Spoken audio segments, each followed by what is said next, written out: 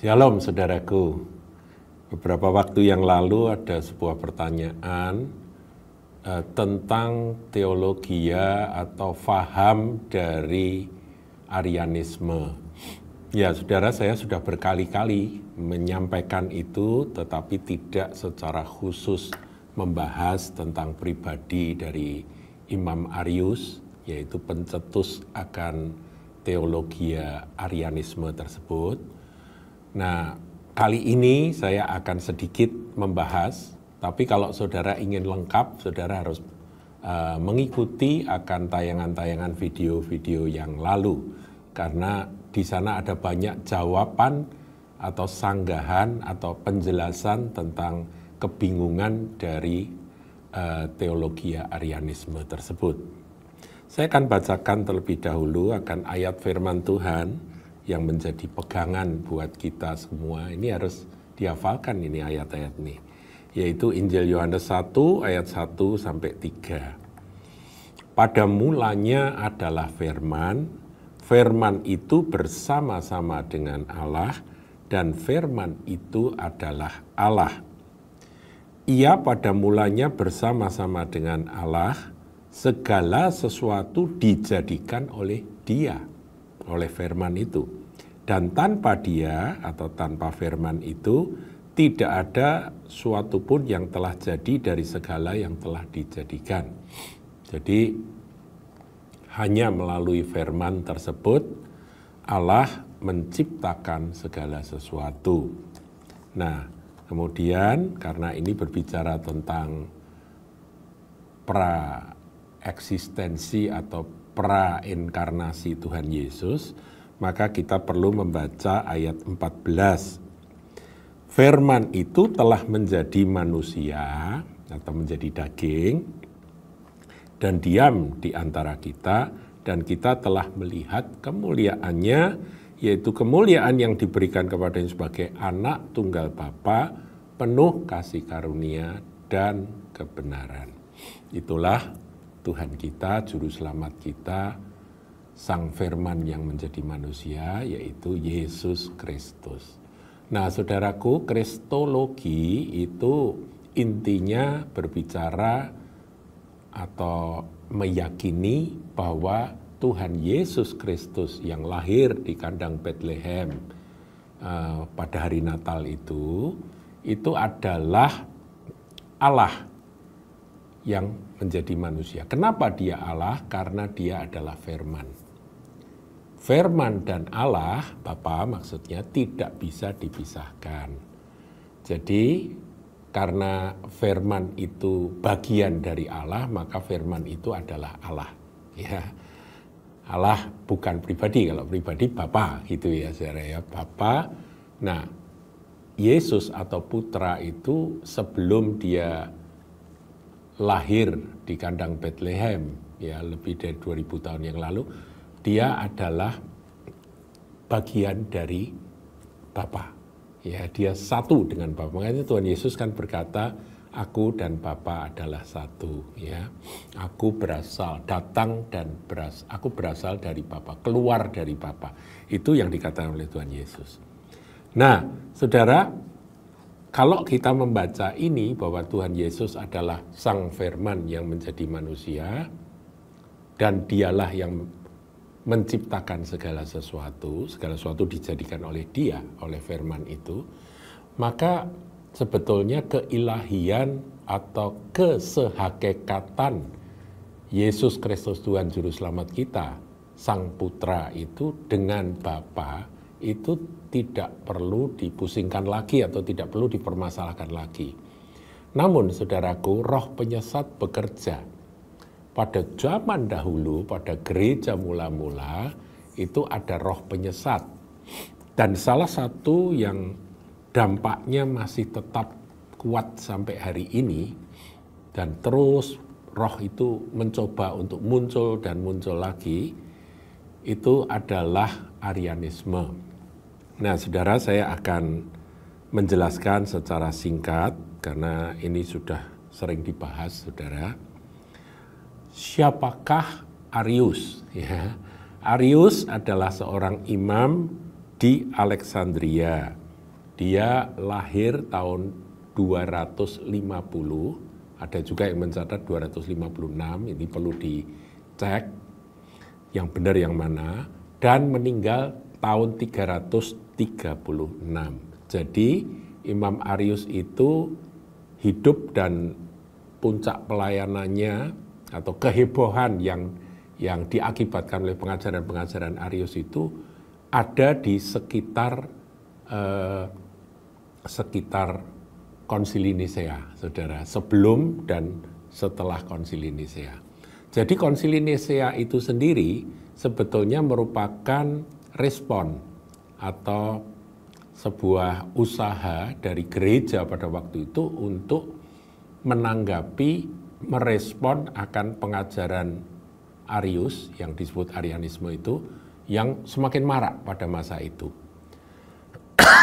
Nah, pertanyaan apa sih yang diajarkan oleh Imam Arius tersebut? Digambarkan bahwa Arius adalah seorang hamba Tuhan yang alim, yang baik, dan menarik, saudara. Dia pandai menciptakan lagu-lagu, nyanyian-nyanyian, dan nyanyian-nyanyian yang dia ciptakan itu berisi akan faham pandangan teologisnya Arius gitu ya. Jadi dinyanyikan, ya, dilakukan. Dan semua itu ada di dalam sebuah buku yang dia tulis yang berjudul Thalia. Nah, Thalia itu sendiri sekarang sudah tidak ada bukunya karena sudah dibakar, dimusnahkan. Tetapi isi dari Thalia itu masih banyak yang mencatat, saudara. Ya, isinya apa? Nah, nanti kita akan bahas, saudaraku. Nah, isinya dari konsep teologia Arius ini, itu pertama dia menyatakan bahwa Kristus diakui sebagai Logos, saudara. Jadi dia tidak melawan akan firman ini. Pada mulanya adalah firman, itu tidak disangkal. Tapi dia mengatakan bahwa Logos itu diciptakan. Jadi dulunya Allah itu sendiri dan tidak ada Logos. Karena Logos adalah Sang Putra, kan begitu ya. Maka Bapa menciptakan Logos. Nah, ini yang membingungkan, saudaraku. Jadi dulu Allah pernah bisu, dulu Allah pernah linglung, nggak punya Logos kan, nggak punya logika kan, nggak punya pikiran.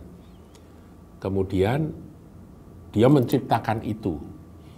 Nah, kalau kita berpegang bahwa segala sesuatu diciptakan oleh firman, maka firman apalagi yang menciptakan firman? Nah, apa memang ada firman pangkat 2, pangkat 3 gitu ya. Nah, ini logika saja. Tapi itulah yang diyakini oleh Arius. Arius berkata bahwa pada mulanya Bapa itu seorang diri dan kemudian dia menciptakan Logos dan bersama-sama dengan Logos dia menciptakan dunia ini, alam semesta ini.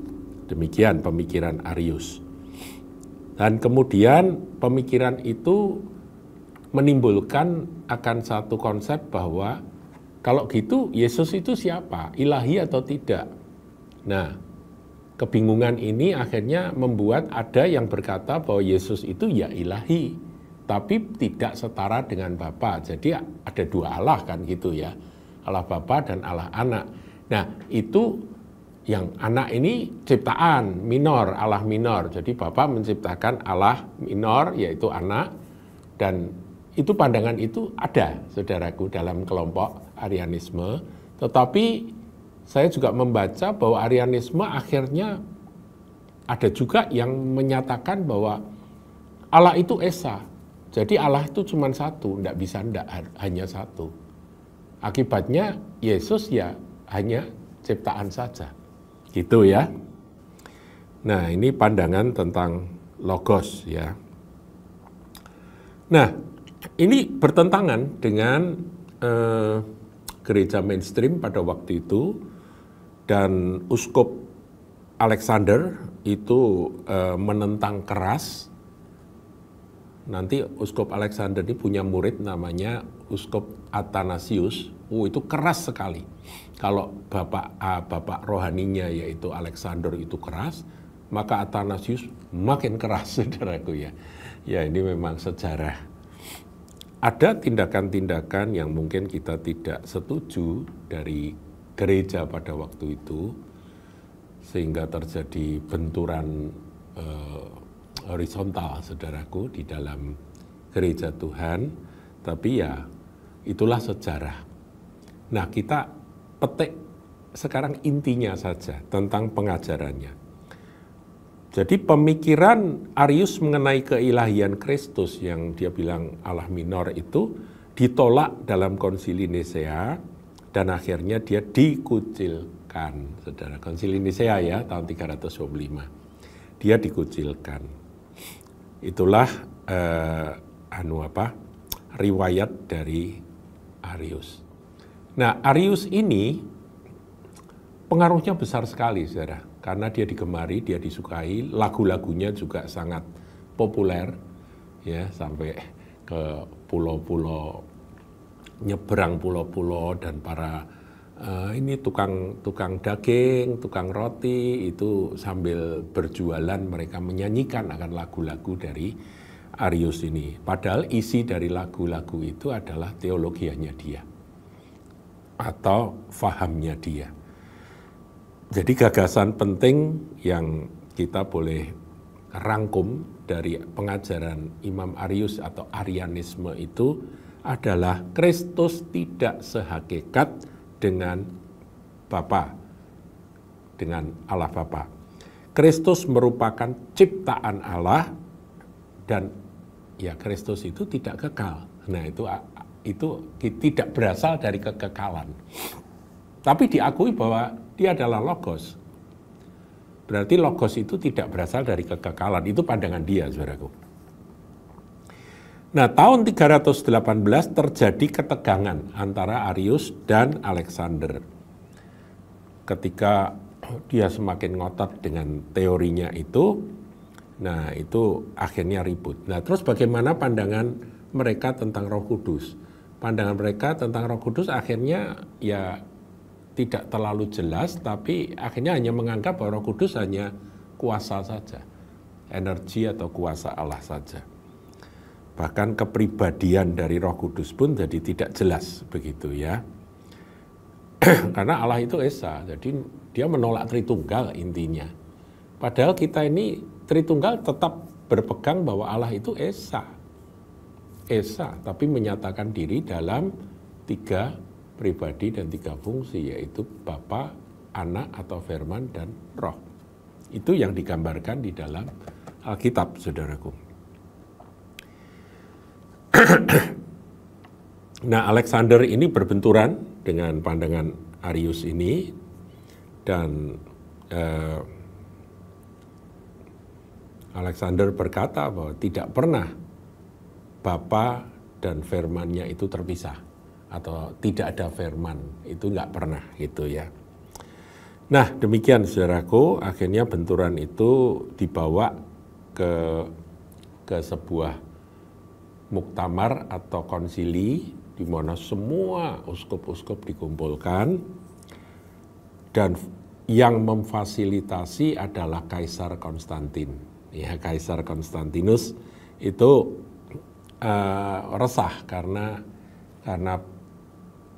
benturan yang terjadi di gereja. Pada waktu itu kan kekristenan sudah meluas ya, seluruh wilayah jajahan dari Kaisar Konstantinus itu juga sudah Kristen, dan Konstantin sendiri juga punya pengalaman, dia melihat salib itu dan dia menjadi Kristen meskipun dia tidak dibaptis pada waktu itu. Jadi Kaisar Konstantin dibaptisnya setelah dia lanjut usia. Tapi dia mendukung kekristenan dan ya dia nggak ngerti apa-apa, dia bukan teolog, saudaraku, dia kan kaisar ya, dia politikus. Dia melihat ini tidak baik bagi politik kekaisarannya, maka dia mencoba menjadi fasilitator. Perpecahan itu mengganggu keamanan dan stabilitas negara. Nah, Konstantinus akhirnya memanggil para uskup, selesaikan gitu ya. Nah, di dalam konsili tersebut yaitu di kota Nisia, sekarang Iznik di Turki ya. Konsili tersebut akhirnya menetapkan bahwa ajaran dari Imam Arius itu bidat dan dia dikucilkan atau diekskomunikasi, dikeluarkan dari gereja, saudaraku. Nah ini sehingga ketika dia dikucilkan dan dilarang ya, pengajarannya dilarang oleh gereja, buku-bukunya yaitu Thalia itu dimusnahkan, sehingga ya meskipun masih ada yang diam-diam mendukung akan teori tersebut, tapi itu ditekan oleh gereja. Gereja punya kuasa saat itu, saudara ya.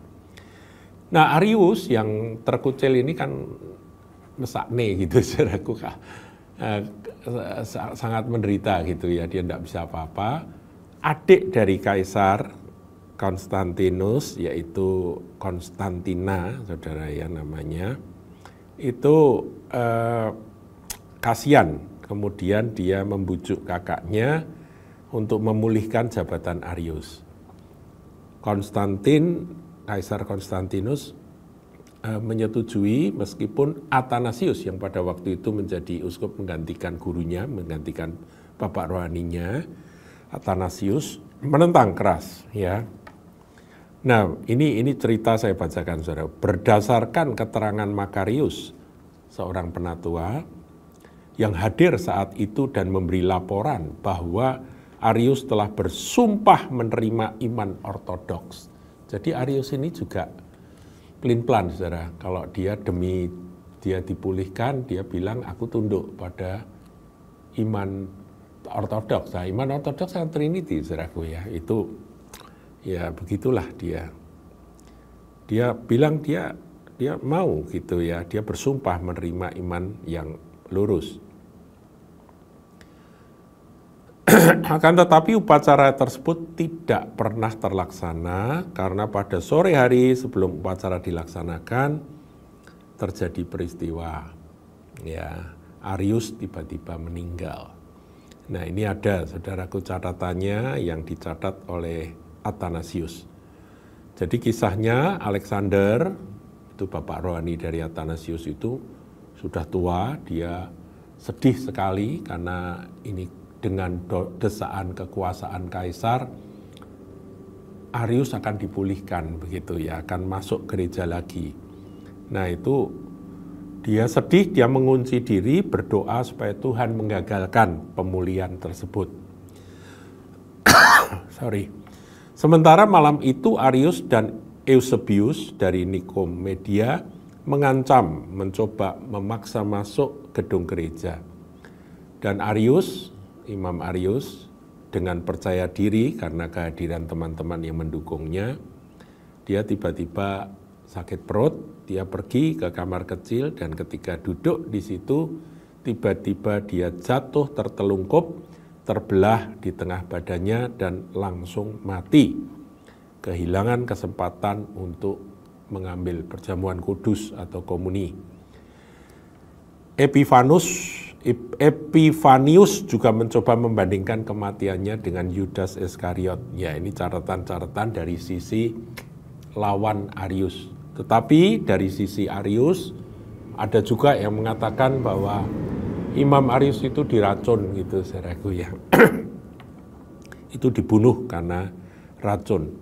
Nah, saudara, berakhir sudah akan sepak terjang dari bidat Arius ini. Saudara, perlu saya sampaikan bahwa Arius secara moral tidak ada cacat, saudara. Dan dia secara karakter disukai. Jadi saudara jangan sampai salah ngerti ya, kita harus fair menilai. Tetapi ajaran dari Arius itu keliru. Ajarannya menyimpang dan ini berbahaya. Karena juru selamat kita itu adalah Yahweh, yaitu Allah, Elohim. Dan itulah Tuhan Yesus Kristus yang datang dan sudah dinubuatkan di perjanjian lama. Jadi sebetulnya kepleset ini Arius, tetapi yang namanya setan itu bisa bekerja, iblis itu bekerja untuk menyesatkan. Nah, ini sekedar akan gambaran singkat kisah dari Imam Arius yang menghasilkan akan bidat Arianisme. Meskipun sudah tidak ada, ya Arianismenya secara sejarah itu sudah nggak ada, tetapi pola pikir Arianisme ini bermunculan terus, saudara. Ya, bermunculan terus sampai hari ini. Ya, kemarin kita ada seorang hamba Tuhan yang memberikan seri Logos itu, saudaraku, itu berbau Arianisme itu. Cuman ya agak campur aduk gitu, gaduh-gaduh. Tapi itu selalu muncul, saudaraku, dan munculnya dari kalangan gereja sendiri. Muncul. Dan mereka merasa bahwa itu adalah temuan baru gitu, dari apa yang mereka teliti dari Alkitab ini. Saudaraku, subordinasi dari posisi Tuhan Yesus ini kan jelas dalam pengajaran Kristologi. Yesus sebagai Allah 100% Allah sejati itu setara dengan Bapa. Itu yang Tuhan Yesus katakan, aku dan Bapa adalah satu. Tapi ketika Tuhan Yesus berkata Bapakku lebih besar dari aku, itu adalah Yesus sebagai manusia. Jadi saudara harus tahu, di dalam diri Tuhan Yesus ada kodrat ganda, yaitu yang ilahi itu hanya satu. Kita hanya mengenal satu Allah, ya. Jadi echad harus satu, cuma Shema Israel Adonai Elohinu Adonai Echad. Ya, Adonai itu Yahweh, Echad itu tidak bisa disangkal. Jadi kodrat ganda Tuhan Yesus itu kalau subordinasi itu adalah Yesus sebagai putra yang lahir di bumi. Sebagai putra, tapi sebagai yang ilahi dia satu dengan Bapa karena dia adalah firman. Itulah pengajaran ortodoks yang lurus, yang terus diuji, saudaraku, dengan benturan teologi atau faham yang ingin menurunkan derajat dari Tuhan Yesus. Kesehakikatan Tuhan Yesus dengan Bapa itu mau diturunkan. Ya, nanti Roh Kudus juga turun gitu, saudaraku, ya. Ini kacau. Bagi kita, saudaraku, Trinity itu ya sudah, itulah Alkitab. Jadi kita terima dengan iman dan kasih. Haleluya. Tuhan Yesus berkati.